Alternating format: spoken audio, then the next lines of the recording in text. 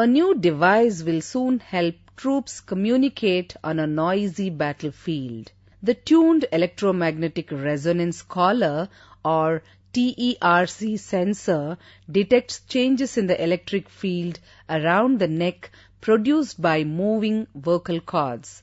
A computer recreates the speech and sends it into the recipient's earpieces. The tuned electromagnetic resonance collar, or TERC sensor, detects changes in the electrical field around the neck produced by moving vocal cords. This information in the form of an electrical signal is reflected from the sensor, picked up by a separate device and reassembled into human speech. Short sleep times experienced by many individuals in westernized societies may contribute to the development of insulin resistance and reduce glucose tolerance, which in turn may increase the long-term risk of diabetes, according to a new study accepted for publication in the Endocrine Society's Journal of Clinical Endocrinology and Metabolism. JCEM. Sleep curtailment is an increasingly common aspect of the Western lifestyle, which is characterized by physical inactivity and overeating. Today, many Americans sleep fewer than 6 hours each night, and individuals who report such short sleep times have in previous studies demonstrated an increased risk of developing diabetes. This new study examined whether reduced sleep duration itself may increase the risk of developing diabetes when combined with physical inactivity and overeating. Researchers in this study subjected a group of healthy middle-aged men and women to 2 controlled 14-day periods of sedentary living with free access to food and 5.5 or 8.5 hours bedtimes. When the subjects had their bedtimes decreased from 8.5 hours to 5.5 hours, they showed changes in their response to 2 common sugar tests, which were similar to those seen in people with an increased risk of developing diabetes.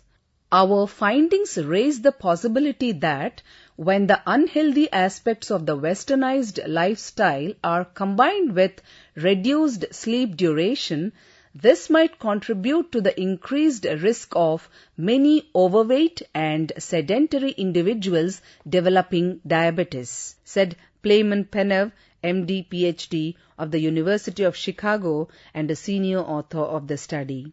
If confirmed by future larger studies, these results would indicate that a healthy lifestyle should include not only healthy eating habits and adequate amounts of physical activity, but also obtaining a sufficient amount of sleep.